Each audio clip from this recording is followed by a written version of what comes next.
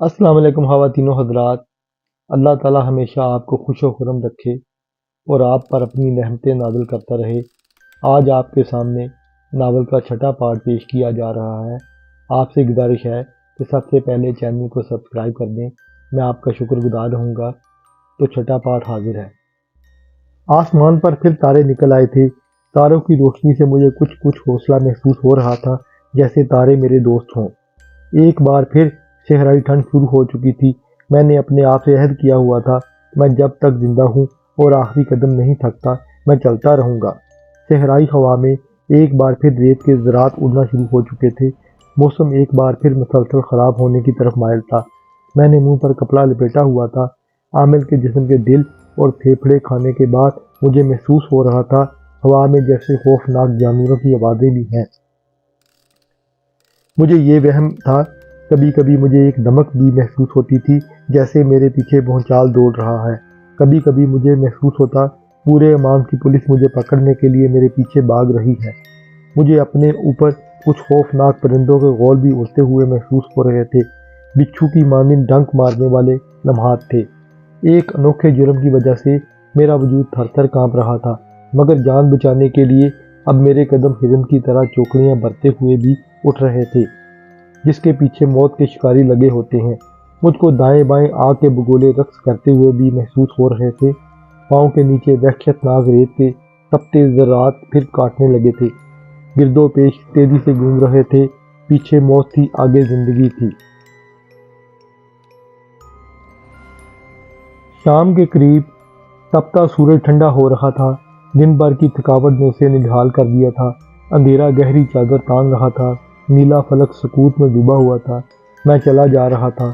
میرے پیچھے موت کے سائے تھے اور میں ہاتھ پاؤں مارتے ہوئے زندگی کے پیچھے بھاگ رہا تھا۔ اندھیرے میں خوف بھی بھاگا جا رہا تھا۔ میں قدم اٹھاتا جا رہا تھا، اگرچہ میری حالت خراب تھی، لیکن میرا دل میری ہمت باندھ رہا تھا۔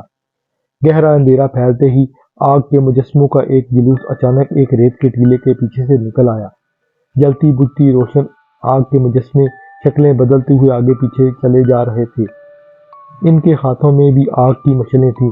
جلوس میں آگ کے مجسمے ریت پر گرتے ہوئے بھی نظر آتے تھے اور اپنے آپ کو سنبھال کر کھڑے ہوتے ہوئے بھی، اور جلوس میں آگ کی مشعلیں پھٹ کر فضا میں تحلیل ہوتے ہوئے بھی نظر آ رہی تھیں۔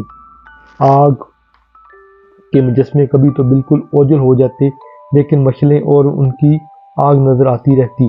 ان مشعلوں میں سے آگ کے ٹکڑے ریت پر گر کر ٹمٹما کر بجھتے ہوئے بھی نظر آتے تھے۔ اس جلوس کو ایک ٹنڈ منڈ بڑی پیشانی والی بھوتنی لیڈ کر رہی تھی۔ جلوس میں چڑیلیں، بونے اور چھلاوے بھی تھے۔ بونوں کی چھوٹی گردنوں پر پیالہ نما چھوٹی چھوٹی کھوپڑیاں تھیں، ہونٹوں پر خوشگوار مسکراہٹیں تھیں۔ ان کی روح پرور اور سحر انگیز مسکراہٹیں بے حد پیارے انداز میں چمک رہی تھیں۔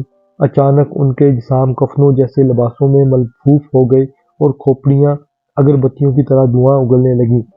یہ منظر دیکھ کر میرے جسم میں سر سے پاؤں تک اضطرابی لہریں گردش کرنے لگیں، جنہوں نے مجھے جھنجھوڑ کر رکھ دیا۔ وسوسوں کے خوف میں الجھے اس جال میں مارے خوف کے میں تو تھر تھر کانپنے لگا اور میرے ہاتھ پاؤں کی انگلیاں لرزنے لگیں، جیسے ان پر چیونٹیاں کاٹ رہی ہوں۔ خوف کی اس چبھن نے میرے جسم میں ایک عجیب سی بے چینی پیدا کر دی تھی اور پیشانی پر پسینے کی بوندیں ابھر آئی تھیں۔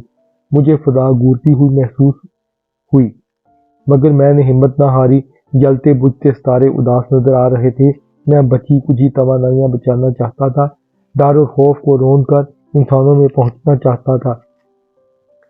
رات کے اندھیرے میں تاروں کی ٹمٹماتی روشنی میں جنات کا یہ گروہ سینہ کوبی کرتا ہوا رو رو کر ہلکان ہو رہا تھا۔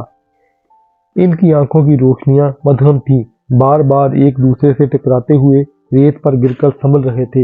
اجڑے ہوئے بے رنگ سراپے تھے، کچھ تو ایسے اپنے ہی جسموں پر لدہ ہیر تشدد کر رہے تھے کہ ان کے آگے چیخیں کمزور تھیں۔ سانس لیتے ہوئے ان کے منہوں سے رال ٹپک کر سینوں پر گر کر ریت پر مدھم ہو رہا تھا۔ علاوہ ازیں ان کے ہاتھوں میں بڑے بڑے کالے چونٹے بھی تھے۔ ایک تو ان کے خوفناک چہرے، دوسرے ہاتھوں میں چونٹے، ایسے خطر امیز شکلیں دیکھ کر مارے خوف کے تھرا گیا تھا۔ خوفناک آوازوں میں بار بار اٹھنے والی ریت کی دھند نے الگ خوف پیدا کیا ہوا تھا۔ خوفناکی بڑھتی جا رہی تھی۔ ہوا بکھرے ہوئے جانور کی طرح بار بار سر اٹھا رہی تھی۔ ایسا بھیانک پن میں نے پہلے کبھی نہ دیکھا تھا۔ ایسے معلوم ہوتا تھا خوف بڑھتا جا رہا ہے اور موت کسی بھی وقت دیوار کی شکل میں سامنے آ جائے گی۔ اچانک مجھے دور ایک لکیر جیسی لائن نظر آئی۔ یکدم میرے دل میں یہ خیال پیدا ہوا، ہو سکتا ہے یہ کوئی سڑک کی لکیر ہو نہ ہو یہ کوئی سڑک ہی ہے، لیکن یہ لکیر دور، بہت دور تھی۔ میں تیزی سے چلتے ہوئے زندگی بچانے کے لیے آگے بڑھ رہا تھا۔ میرا جسم تھکاوٹ سے بھرپور تھا۔ اب میں آہستہ چل رہا تھا۔ کچھ دیر اور چلتے ہوئے میرا شک یقین میں بدل گیا۔ دور سے وہ لکیر ایک سڑک جیسی نظر آ رہی تھی۔ وہ حقیقت میں سڑک ہی تھی، مگر رات کا پچھلا پہر ہونے کی وجہ سے وہ سڑک خالی تھی اور مکمل طور پر ٹھیک نظر نہیں آ رہی تھی۔ یہ وہی سڑک تھی جو نجوہ سے مسکت کی طرف جا رہی تھی۔ اب میری خوشی کا کوئی ٹھکانہ نہیں رہا تھا۔ مجھے اس سڑک پر آبادی کے آثار دکھائی دیے۔ وہ سڑک مجھے اس طرح نظر آ رہی تھی جیسے وہ سڑک کی لکیر میرے ہاتھ پر زندگی کی لکیر ہو۔ آخر قدم اٹھاتے اٹھاتے میں سڑک تک پہنچ گیا۔ اب مجھے میں مزید چلنے کی ہمت نہیں تھی۔ میں سڑک پر اس خیال کے تحت گر گیا کہ یہاں سے نئی زندگی شروع ہوگی، یہی زندگی کی منزل ہے۔ رات ختم ہونے کے قریب تھی اور صبح شروع ہونے میں کچھ سمے باقی تھا۔ کوئی نہ کوئی گاڑی ادھر سے ضرور گزرے گی اور میری زندگی بچ جائے گی۔ میں بے ہوش ہو چکا تھا۔ میری آنکھیں مکمل غنودگی میں پہنچ چکی تھیں۔ بے ہوشی میں میں کبھی کبھار ہاتھ کھڑا کرنے کی کوشش کرتا، جیسے کوئی کسی حادثے کی مصیبت میں ڈوبا ہوا کسی گاڑی کو رکنے کا اشارہ کرتا ہے، مگر ڈیش ڈیش۔ یہ ایک انسان کی زندہ رہنے کی خواہش تھی۔ زندگی اور موت کے درمیان انتہائی خطرناک صورتحال تھی۔ ریت کے ذرات اڑ اڑ کر میرے جسم پر پڑ رہے تھے۔ ریت کا طوفان تیز ہو رہا تھا۔ ہوا سرپٹ دوڑ رہی تھی اور ریت میرے ارد گرد اکٹھی ہو رہی تھی۔ میں جسم میں سقط نہ ہوتے ہوئے بار بار سڑک سے بازو اٹھا رہا تھا۔ اندھیرا ختم ہونے کے قریب تھا۔ سورج نیند کے بعد بیدار ہو کر دھیرے دھیرے سر اٹھا رہا تھا۔ گرم اور سلگتی ہوا فراٹے برتی ہوئی پھیل رہی تھی۔ ہوا کی مستی میں خوشبو کے جھونکے بھی تھے۔ آفتابی کرنیں ابھی سرخ تھیں۔ سورج زندگی کا نور بکھیرنا شروع کر چکا تھا۔ سڑک کے آس پاس دیہاتوں کے لوگ جاگ رہے تھے۔ انسان سڑکوں پر رواں دواں ہونا شروع ہو چکے تھے۔ خوش رنگ چہرے کاموں میں مصروف ہو رہے تھے۔ ایک فوجی گاڑی میں چند دیہاتی عورتیں سوار ہو کر چھاؤنی میں ڈیوٹی سر انجام دینے جا رہی تھیں۔ سورج ان پر بھی بے تکلفی سے کرنیں برسا رہا تھا۔ ہوا میں بھی شعاعیں تھیں۔ گرمی کا غضب ناک قہر بھی تھا۔ لیڈی ڈرائیور نے اچانک میرے جسم کے پاس گاڑی کی بریک لگا دی۔ ایک لیڈی افسر نے چند عورتوں کو بیٹھے بیٹھے آرڈر دیا، اتر کر دیکھو زندہ ہے کہ نہیں۔ 3 عورتوں نے گاڑی سے اتر کر مجھے مکمل طور پر چیک کرنا شروع کیا۔ ایک عورت نے میری نبض چیک کی، دوسری نے گردن پر الٹا ہاتھ رکھا، تیسری نے میرے ناک پر سانسوں کے اخراج کی طرف الٹا ہاتھ رکھ کر ان پر غور شروع کیا۔ ایک نے میرے ہاتھ کی طرف دیکھا۔ اسی طرح انہوں نے مکمل غور کر کے لیڈی آفیسر کو رپورٹ پیش کی کہ زندہ ہے۔ تقریباً 30 سال کا جوان ہے، شکل و صورت سے پاکستانی لگتا ہے۔ ایک ہاتھ میں انسانی جسم کی کچھ باقیات ہیں۔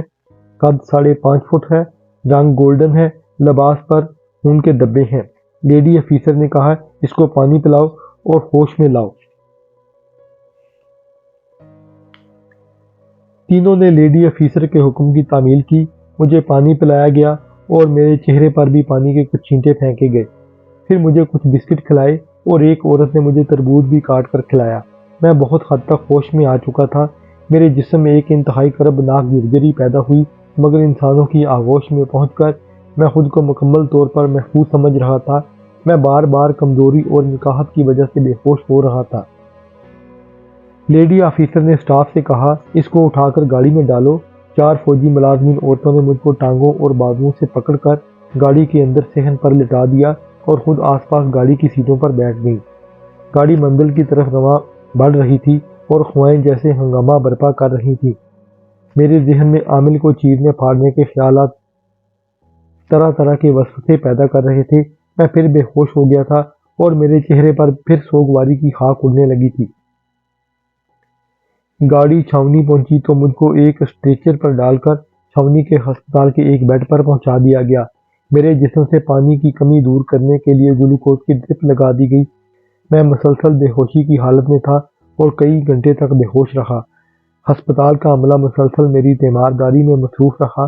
میرے جسمانی اعضاء نارمل نہیں ہو رہے تھے اور مایا خوراک قبول نہیں کر رہا تھا۔ مجھے کچھ نرم غذائیں بھی دی گئیں مگر اثر نہیں ہو رہا تھا۔ میرے تمبورے پر خون کے اثرات دیکھ کر پولیس کو بلا لیا گیا۔ امانی پولیس میرے بیڈ کے نزدیک کرسیوں پر بیٹھ گئی۔ تقریباً 20 گھنٹوں بعد میں نے آنکھیں کھولی۔ مجھے کچھ یاد نہیں آ رہا تھا کہ میں کہاں سے آیا ہوں اور یہاں تک کیسے پہنچا ہوں۔ جنات کے خوف، کٹھن سفر اور بھوک نے میری شارٹ ٹائم اور لانگ ٹائم دونوں یادداشتیں کمزور کر دی تھیں۔ مجھے کچھ یاد آیا تو میری آنکھوں سے تواتر کے ساتھ آنسو بہنے لگے اور میں پھوٹ پھوٹ کر سسکیاں لیتے ہوئے رونے لگا۔ ڈاکٹر نے میری ڈھارس بندھائی اور کندھے پر ہاتھ رکھتے ہوئے کہا، گھبراؤ نہیں، پریشانی کی کوئی بات نہیں، سب ٹھیک ہو جائے گا۔ اچانک عامل کے ساتھ مجھے اپنا رویہ یاد آ گیا اور اس کی انمٹ نیکی بھی یاد آ گئی۔ میں اس کو دفن کر کے نیکی بھی کما سکتا تھا، لیکن عامل کو شاید تقدیر نے میرے پاس بھیجا ہی اسی کام کے لیے تھا۔ اس کی نیکی کے بارے میں سوچ کر میں اور زیادہ پھوٹ پھوٹ کر رونے لگا۔ ڈاکٹر نے کہا، آپ کو جو کھانے کو چاہیے وہ بتاؤ۔ ساتھ ہی ڈاکٹر نے یہ بھی پوچھا، کیا آپ کو سب کچھ یاد آ رہا ہے؟ آپ کے ساتھ کیا ہوا تھا؟ ہاں ہاں کہتے ہوئے میں پھر داڑیں مار کر رونے لگا اور میں نے روتے ہوئے ڈاکٹر سے پوچھا، کیا قسمت کا لکھا ہوا ٹل سکتا ہے؟ ہاں ہاں سب کچھ ہو سکتا ہے۔